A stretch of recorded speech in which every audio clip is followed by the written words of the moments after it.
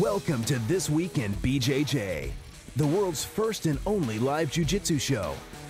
Brought to you by Zebra Mats, simply Z-Best. Q5 Labs, Stay Alpha. And Defense Soap, defend what you have built. And here's your host, Budo Jake. Hello and welcome to a new episode of This Week in BJJ. I'm Budo Jake, and today is October 14th, 2013. We've got a lot of things to talk about today. We got an interview with Phan, who's going to be fighting Kyotera at the BJJ Expo. We got an interview with Robert Drysdale about his new team. We got update on the Nogi Worlds and a brand new YouTube clip on Rolled Up. And also, we're going to be talking about a Jiu Jitsu Ironman event. So let's get to the news.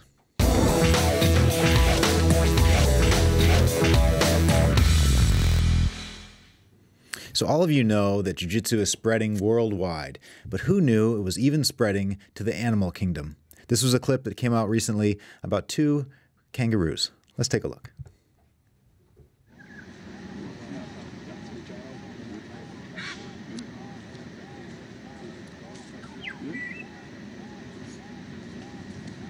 Usually I do run up to the jar and then I'll walk.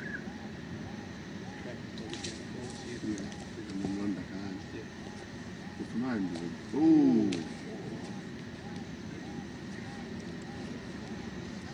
I think he's got him on the ropes.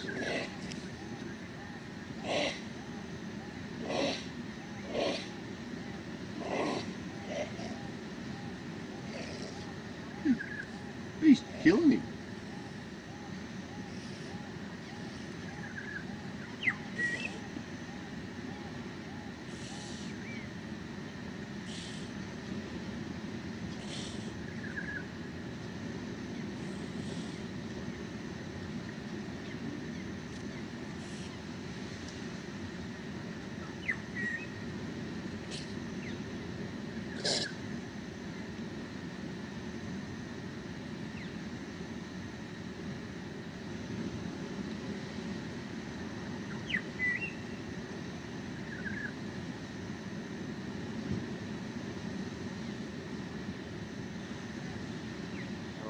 He'll be right.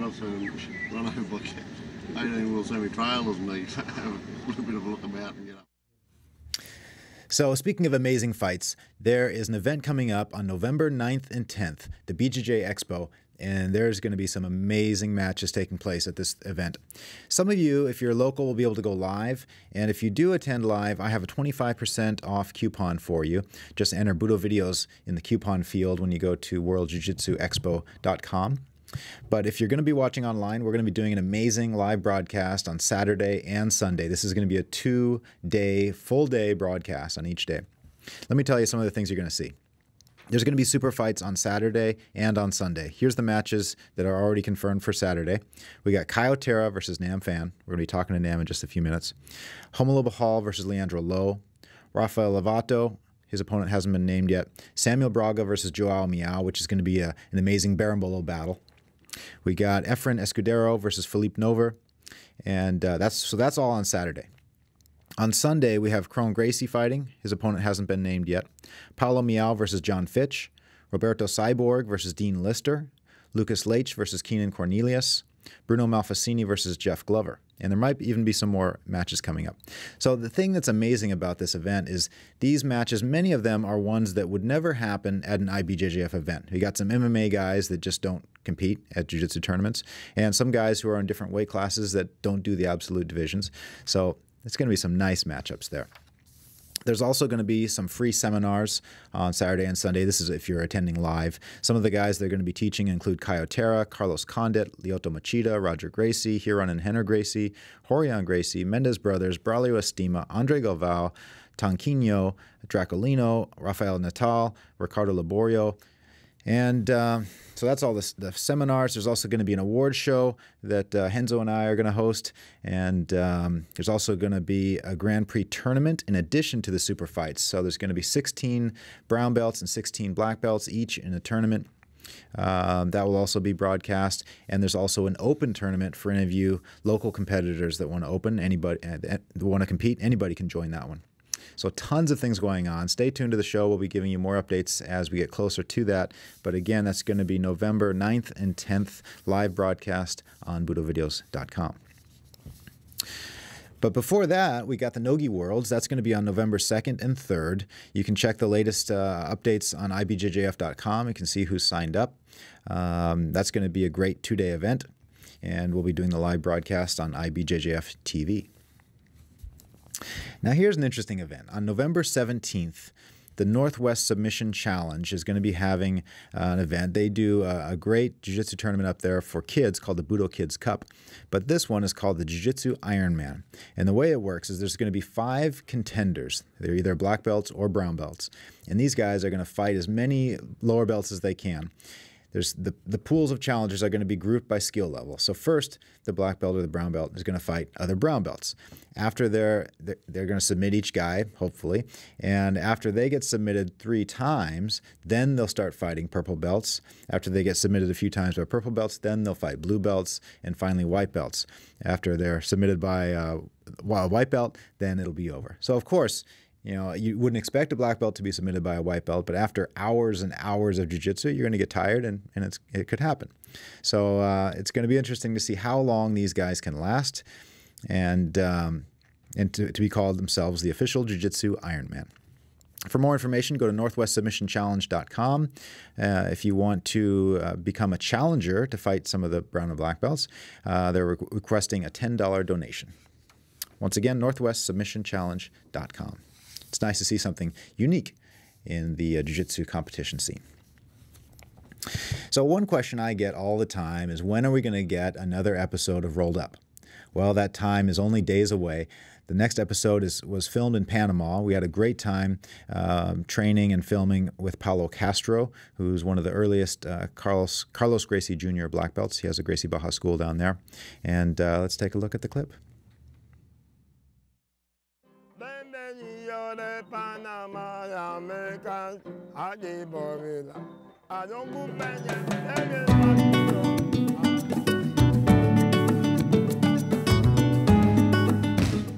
Two years ago, I started planning to leave Brazil, and my friend told me, hey, come to Panama, it's nice here, the weather is good, the economy is good, we're growing, we have a space to make more schools of jiu-jitsu here. So I take the opportunity and move here.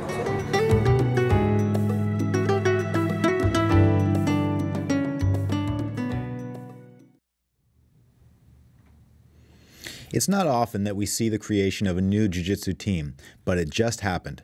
Robert Drysdale and Kavaka have recently joined up. Kavaka was one of the main guys in Checkmat. He has left Checkmat, and now he teamed up with Robert Drysdale. They have a new team called Zenith.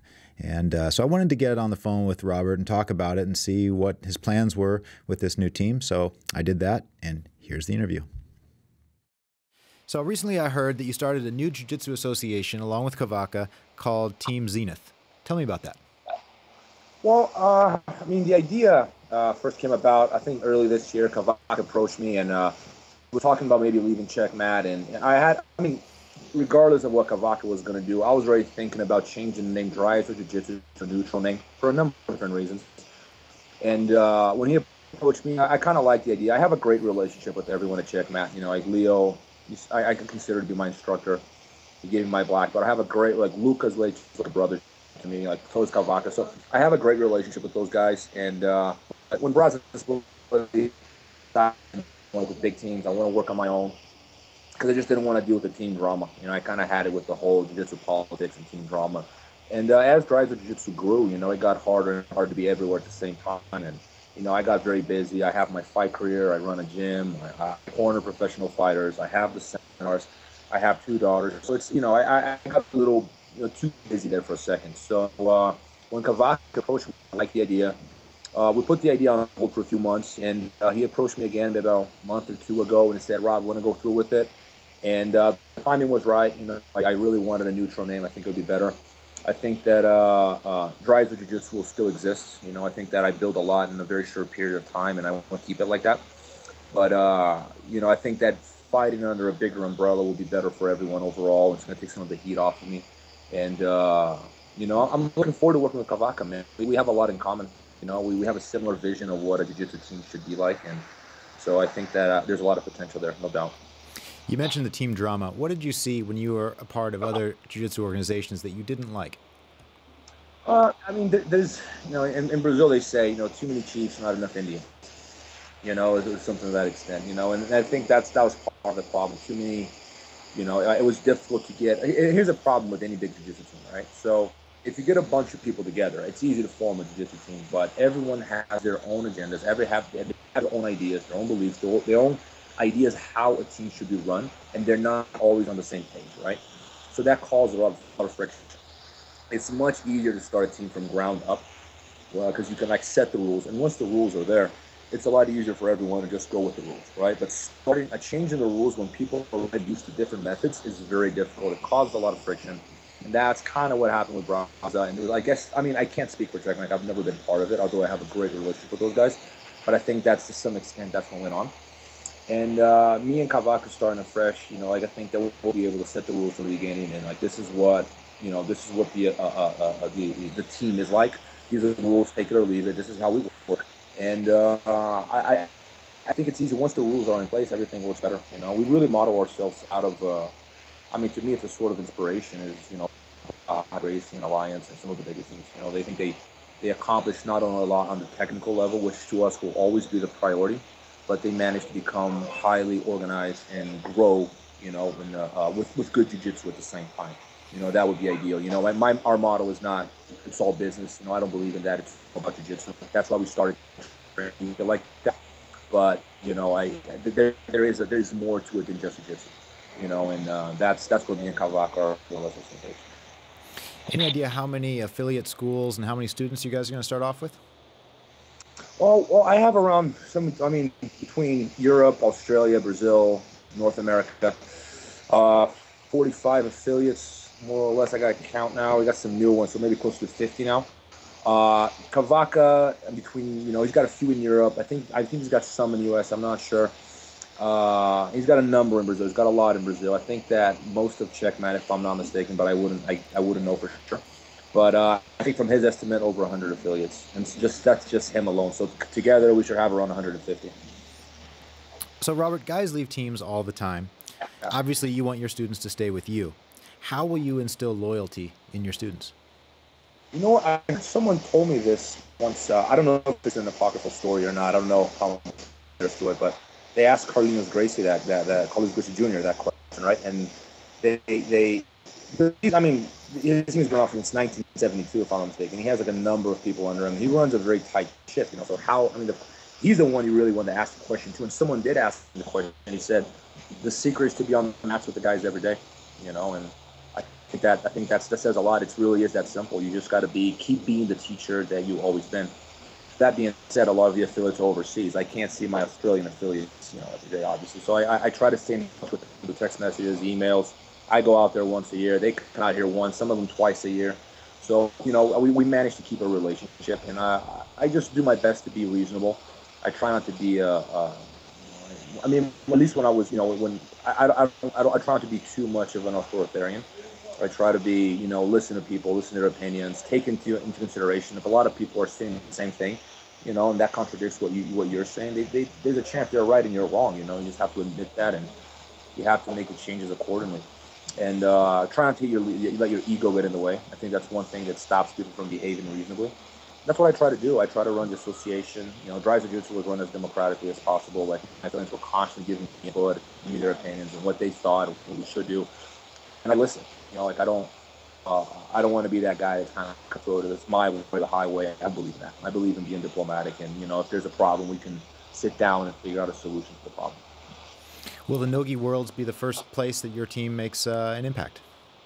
Yes, that will be the first one. I think. No, you know what? I think there was a tournament in Sao Paulo this last week, and I think that was the first one. But in the U.S., it'll be in the Nogi. Yeah. Nice. And if people are looking to affiliate with you, where can they reach you? Just send us an email, association@drivejiu-jitsu.com, and yeah, just, you know, call the gym. You know, the gym's open 10 hours a day. Just give the gym a call. Find us online, And we're looking to expand, of course. You know, there's a trial period, you know, where we want to talk to the affiliates and find out who they are, find out their background, and, you know, we can go from there.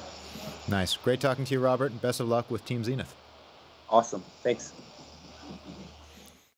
One question I get from jiu-jitsu guys all the time is, what can I do outside of the academy to improve my jiu-jitsu?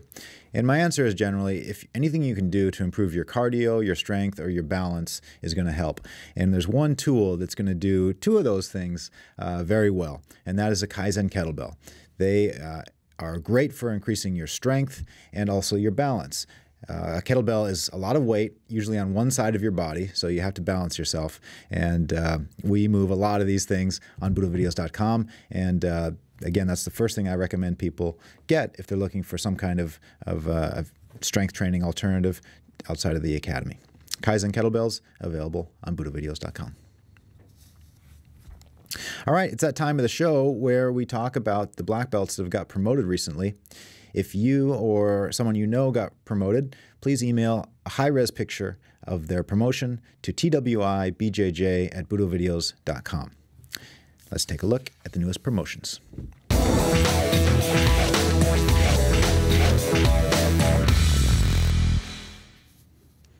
Okay, first up, Bruce Williams and Butch Bowen both received their black belts. Bruce is a world-famous Jax saxophonist as well. Ryan Walden received his black belt from Mario Busy Correra. Hae-Jin Lee received her black belt from John Frankel, making her the first Korean female black belt. Gabriel Lucas received his black belt from Eduardo Jamelo, as well as Joao Pedro Rodriguez received his black belt also from Eduardo Jamelo. All right, guys.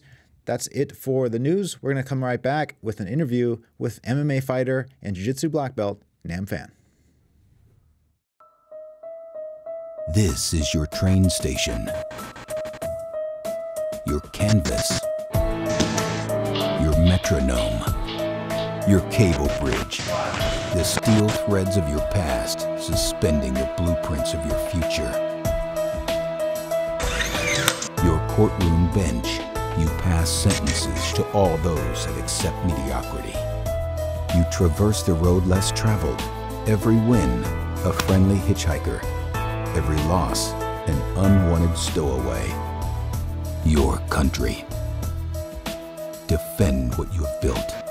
The natural ingredients in Defense Soap proven effective against grappling-related skin infections. Go to DefenseSoap.com to learn more.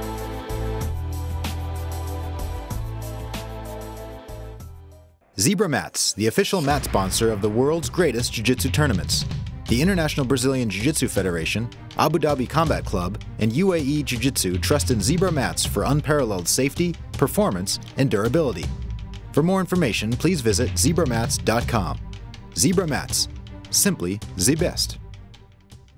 Okay, guys, welcome back. We're here with MMA fighter and Jiu-Jitsu black belt, Nam Phan. Nam, thanks for coming on the show today. Thanks for having me, guys. Man, you're probably one of the first MMA superstars that I met, because you're out here in Garden Grove, right near the office, and I used to see you coming in the store, and I always see you running around too. You're a very active guy, training probably every day. Train every day, 8 days a week.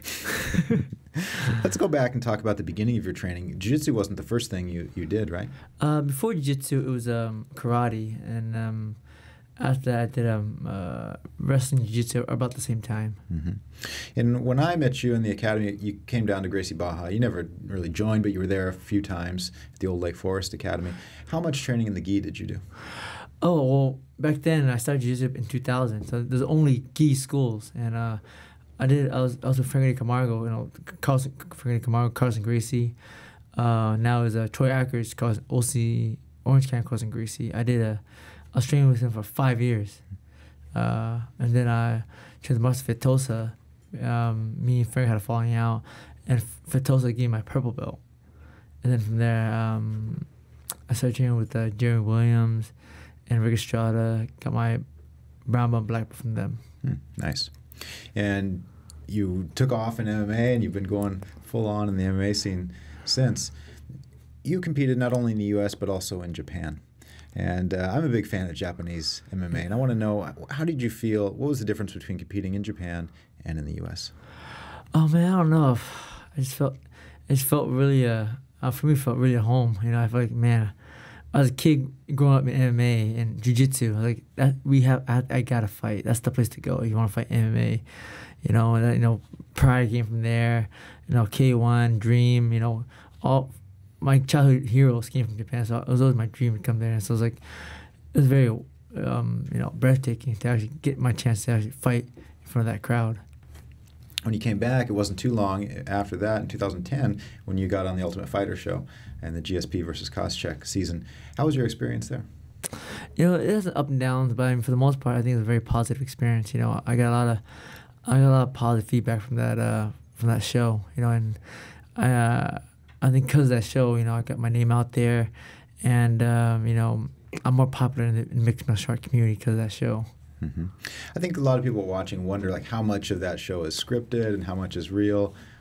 Did you feel like you were an actor or a martial artist on that show? You know, here's the thing about reality shows, because I did some other reality shows. I wasn't a star in it. I was like, you know, some people wanted to use my academy as one of their scenes for their show, and it's like that's not even reality, because a reality show, in Ultimate Fighter, there's no cut, there's no takes.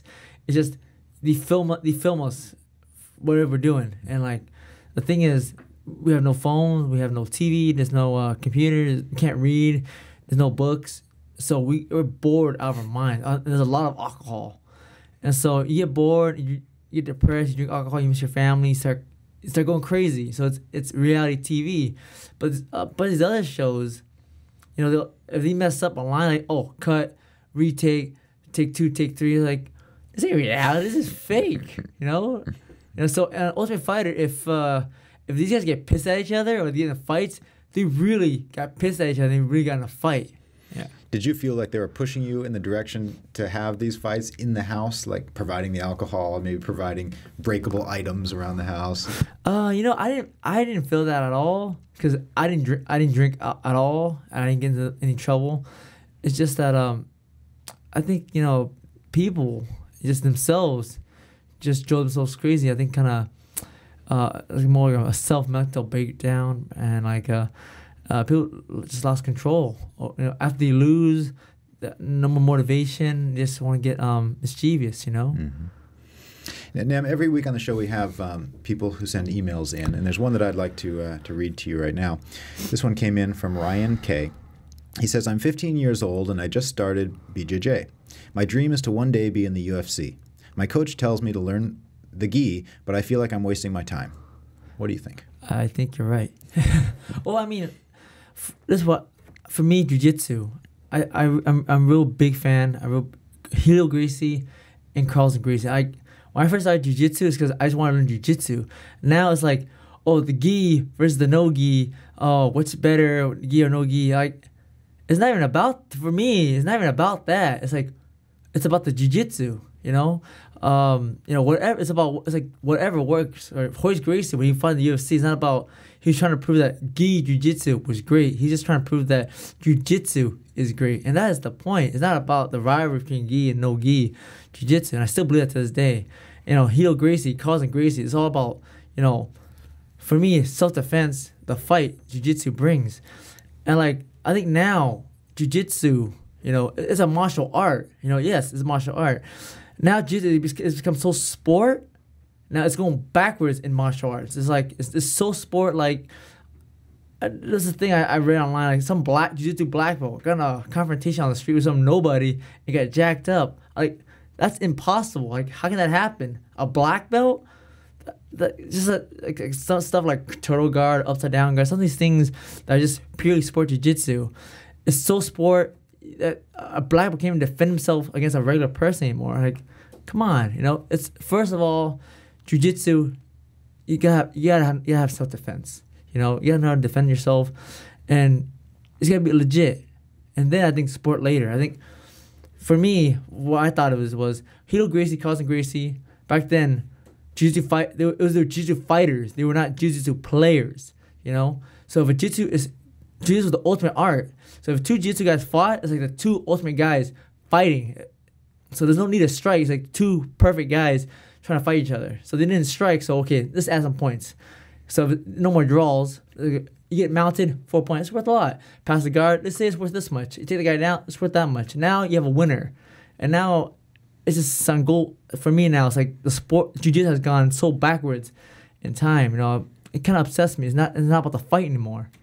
So you're obviously a tough guy, and you're going out there in the ring fighting other really tough guys. But you started in the gi, so you got your foundation in the gi. Are you suggesting that people don't train in the gi?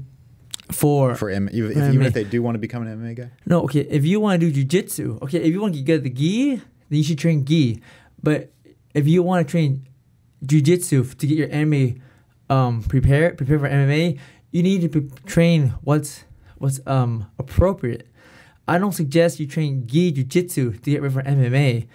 And it's not about gi versus no gi. It's about proper jiu-jitsu. You shouldn't be training spider guard, you know, to get ready for an MMA fight. You know, you should train, you know, a no gi match. You train no gi. You train for a gi match. You train for a gi training. You know, so I suggest if you're training for an MMA fight, you need grappling. You need to train no gi. So you think you can learn the fundamentals just as well without the gi as with the gi? Oh yes, for sure. Cool. Oh, I mean, yeah, fundamentals for sure. Yes. So you've become very successful in MMA, getting to the highest level in the UFC. Do you think, some people think that it's easy, but you had a long road to get to the UFC. And like this guy that wrote in, it's his dream. But to me, getting in the UFC almost seems comparable to winning the lottery. What do you think about that? Maybe easier than winning the lottery. I mean, I know a lot of fighters. I don't know that many people. I don't know anyone that's won the lottery. But I think it's very mind-boggling for me because I know a lot of fighters I think that are way better than me, better jiu-jitsu, maybe better boxing, better kickboxing, and just maybe sometimes better all around. But they haven't broke through the local circuit. They're still not in the UFC. And sometimes luck and just how everything's played together, the cards are put together, and you get in the UFC. You know, it's that timing. Do you think personality also plays a part? I think it does. I think definitely personality, how you sell yourself, how you market yourself. You know, everything to a certain degree. Yeah. So there's one thing that last week we had Keenan Cornelius on the show, and one topic that came up was brain damage in MMA. And you're still a young guy, but does that worry you? You know what? I mean, of course, I don't want to get brain damage. Of course, if you're a fighter, you know, there's always the risk of that. Like, I was at 200 Fitness, and you know, I was in the sauna, and there's some Vietnamese guys, and they're saying, "Oh man, you gotta be careful. Fighters get brain damage." And I was getting so pissed. I was like, "No, not every fighter gets brain damage. If it's 100%, like saying that like smoking cigarettes give you cancer. It's the risk of getting cancer. Fighting is a risk of getting brain damage. Not every time you smoke, not every time you fight, you're gonna get brain damage or cancer. You know, so you know you gotta take care of yourself. You know, I think the worst thing about a fighter, the most addictive thing is victory. You know, victory, you know, is addictive. Once you get a taste of that, you want it all the time. But I think you have to know when to stop. You know, I know I'm 30 this year, and I'll give myself another 5 years before I call it quits. So 5 years later, no more MMA. What will you do after that? I love MMA. I love martial arts. And I'm always very passionate about jiu-jitsu. Even now, you don't see my fights, but it's my first passion. But you know, I will hopefully continue to continue my brand, open it more, and maybe teach jiu-jitsu. Of course, maybe build other fighters, but maybe not compete in mixed martial arts anymore. But maybe I'll probably go back to competing jiu-jitsu tournaments. I still compete in jiu-jitsu tournaments, not as often as I used to, but maybe more frequently now that I'm not fighting, and maybe do some local boxing tournaments too. Nice. Like that. You mentioned your academy. You have the Budo Academy here in Garden Grove. What's unique about that place? What's unique about it is in Garden Grove. Well, for me, I'm Vietnamese. I'm the only Vietnamese mixed martial arts school in the Vietnamese community. So that's one unique thing. So if you're in the town around Garden Grove, next to the Garden Grove post office, come on by. Tell me something about the Vietnamese community, because that's a big community right here near the Budo headquarters, and tons of great food. But what does the community mean to you, and how do you feel their support? Oh man, well, the community for me, you know, I grew up in this town. You know, I am who I am today because how I was raised in this area. You know, I mean, what I learned is different in culture. I didn't realize it until I think I moved out, and like I had to live with other places, and going to the house. It's culture clash even within America. You know, I grew up Asian American, but you know, growing up, if you're not Asian American, there's different point of views that are very different, and like it's kind of shocking to me. You know, also here, Mr. Jake, you know, some places in Garden Grove, the Vietnamese area, it can be a little rough, and I think for me, that made me real, and you know, I can see things, and then I think for that, it made me learn how to hustle, maybe become tough. You wouldn't have wanted to grow up in a wealthy area where everything handed to you? Like down south. No, I'm very happy how I grew up. Nice. So you got a pretty awesome fight coming up very soon against Kyotera. This is going to be at the BJJ Expo on November 9th. How do you feel about this matchup? You know, I'm actually, first of all, I'm honored. You know, because this guy is like, when he brought this up to me, I was like, dude, I'm not focusing 100% on jiu-jitsu right now. This is like a professional fight, you know? And then like, I asked him who it was. Kyotera. And I have a fight with, like a month later after I have a fight in UFC against Takeya Mizugaki. I was like, wow, I get to train. For me, it's like practice, you know? I get to compete against the super high-level jiu-jitsu player. And, you know, it's an honor because I probably would never, ever had the chance to train or even see this guy if it wasn't for this. So I'm very honored to get the chance to compete against Kyotera. Have you seen many of his matches before? I've seen a few. You know, he competed against my friend Jeff Glover, and like that was an amazing match. Mm-hmm. You know, so, but it's super slick. You know, I'm just gonna do my best. What do you feel is the difference between fighting with BJJ guys and MMA guys? I think technique. I mean, jiu-jitsu standards, right? Mm-hmm. I mean, jiu-jitsu wise, they only focus on jiu-jitsu. So, you know, it's pure jiu-jitsu. It's they're very relaxed, very sneaky, very slick, technical. The difference is the technicality. MMA, maybe not as technical, but maybe more gas, more velocity, more powerful, I think. But maybe not as technical because we don't focus 100% on jiu-jitsu anymore, you know? Do you think the additional maybe cardio and strength training that MMA guys do, like yourself, could help you in that match? Oh, I hope so. Unless he submits before that cardio comes into play. But definitely I tend to push the pace on him. Nice. We're all looking forward to that. Of the other matches at the Expo, is there any ones that you're looking forward to watching? Honestly, for sure John Fitch from AKA. I'm always excited to see him compete. Do you think he can beat Palomino? I'm not, you know, well versed in jiu-jitsu as I used to be, so I'm not too familiar with his opponent. Mm-hmm. But also Jeff Glover is on the card, so I want to see him. You know, I grew up with him. I competed against him back at the Gracie Nationals, something like that, like when we were blue belts. Yeah, so I'm very excited to see him. Yeah, he's always fun to watch. Yeah, he's amazing. Cool. Well, before we go to the mats, what else do you want? The jiu-jitsu community might not know your name as well as the MMA community nowadays, but what do you want the world to know about Nam Phan? Oh, you know, for me, you know, I'm not the, you know, best known guy in MMA or jiu-jitsu, but you know, I'm just a regular guy from Garden Grove. You know, I'm just gonna do my best to represent the community. Awesome. We'll be there watching. And I remember one time I went to see you live at an MMA event. It was local, and the turnout, the Vietnamese community, like we talked about before, was out in such full force. You had a great cheering section, and I hope they come out for your super fight here too. I hope so too. Yeah, it's gonna be fun. All right. Well, so we're gonna go to the mats now. What are you gonna show tonight? I'm not sure. I'm not sure yet. Okay, we'll figure it out. We'll be back on the mats with Nam Phan.